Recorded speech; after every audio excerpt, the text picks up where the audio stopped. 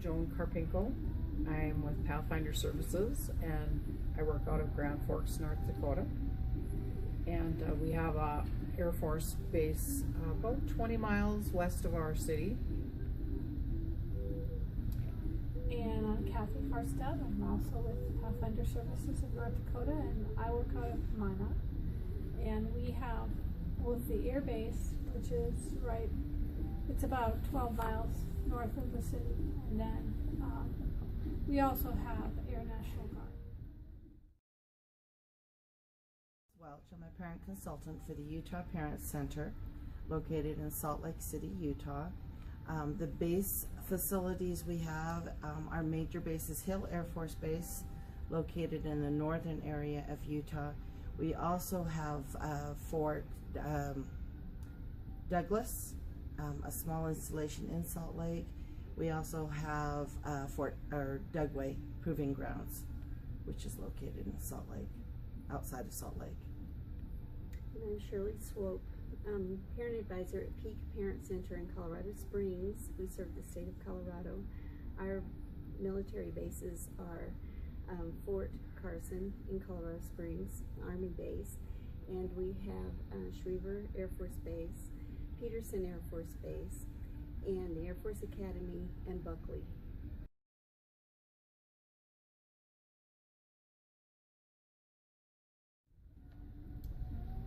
We used the base locator. A lot of bases have a locator you can call, and then they'll help you connect with people on base.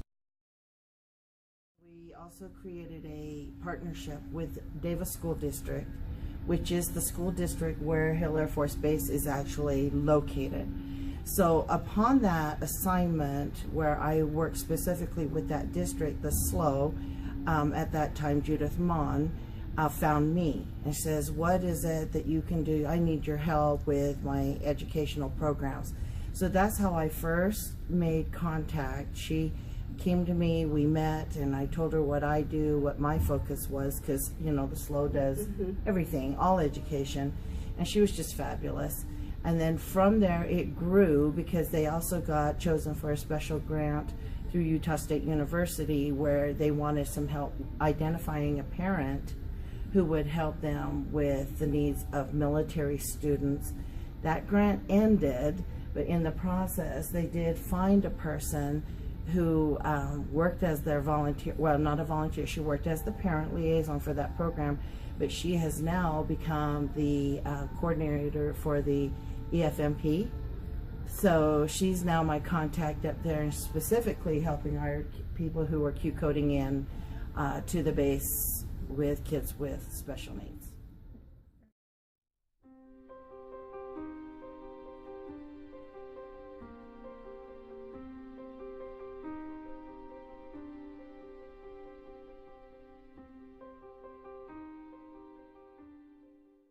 A lot of military families don't want to do anything to single themselves out, and so they're leery of getting involved with community-based things that aren't familiar to them, especially if it's disability related. They worry that it's going to reflect negatively on the spouse's career, whoever is active in the military. And even though the upper command will say the opposite of that, that doesn't stop them from worrying. So that's been a challenge, and I think we found too that word of mouth is one of the best ways. Like once we make a connection with one military family who does happen to come through one of our trainings, then from there they'll spread the word.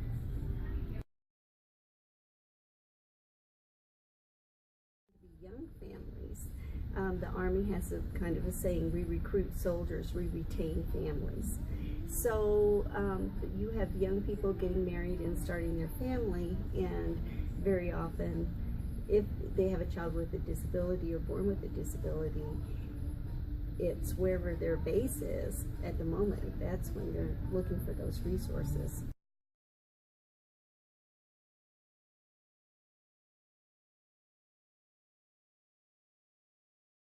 I think that's it, the transition. Mhm. They're assigned to a base for 2 years and then they move. Mhm. They just get settled in. They may find resources, which we all know vary totally different state to state. And of course here in Utah, our military students are all educated with public school system. There's not a separate school on base. So they just get into the system, maybe just get things worked out for what is going on here, and then they get their orders to move. I think that is hard.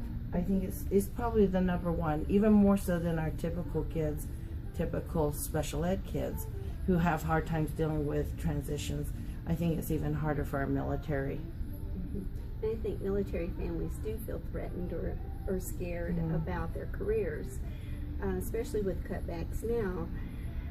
Is this going to affect my ability to continue on in a career?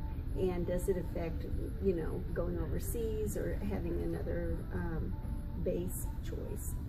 So it can be very scary, and sometimes parents are wanting to not advertise the fact that they have a child with a disability because of that, because they're afraid of the career impact it's going to have on their family. And it can go the other way too. The family that does have a child that's severe, they need to find a new location that will help their child. And I have seen that too. And of course, Hill is one of those that's earmarked because of our proximity to Primary Children's Medical Center, which is a really wonderful children's hospital. So we do also, the opposite is we will also get an influx of families being sent here because of the services that are provided. So that puts maybe even a heavier load on our EFMP system and the military system in our location, because it is one that they will be sent to for that purpose. Having schools understand that they receive that active IEP and what their obligation is to the IEP that's coming into their school district. And when you have a big, you know, military presence, those special ed directors understand it because they experience it a lot. But when you get into these smaller schools or schools that don't have as many, and they go, well, we just don't do that here.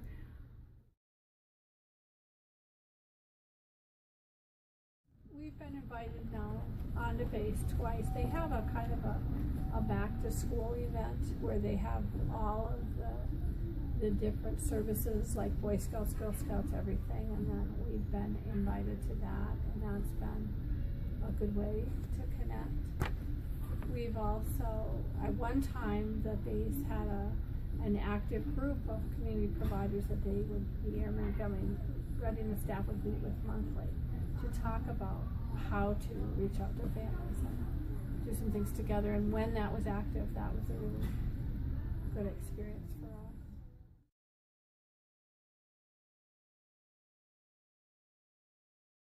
I've had really good relationships with the FMP at Fort Carson and the one at Peterson Air Force Base, both, and found them to be very open and helpful. And we've done presentations and workshops for both, and we also do webinars, and they advertise our webinars for families. And just it's the relationship and them knowing what we do and that they can call anytime. And also we refer families to them, military families who don't know about EFMP. It really is a two-way street sometimes. I think it is finding out who are the key people they need to communicate with. I think they need to realize that their role, and their role they're probably already an expertise in because of what we do, and explain what that is so that it complements what the military side is doing. We're not there to change the world. We are there to assist them with what we already have. Here are programs we've already built. Here are the workshops we're already doing. We know where you're living now.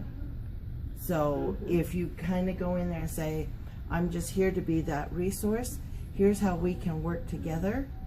Take your materials so that they can look at your materials, know they're vetted, know that they're good information, give them your cards so that they can contact you.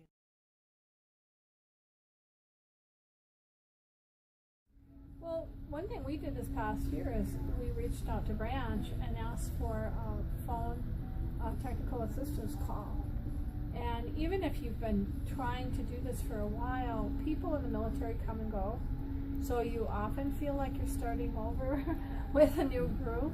And so it was really nice to have that expertise on the phone helping us. We got to ask real pointed questions and get some, just some insight into the different branches of the military, ones maybe we hadn't reached out to yet. So that was really, really helpful. I think having anybody from the national level come in and be able to provide training and support to any of our military facility or trainers is fabulous, because I think how do I say this? I think the officials on base recognize when you guys come in and know that you're paying attention to their base to provide this support for their families. I think that's a plus.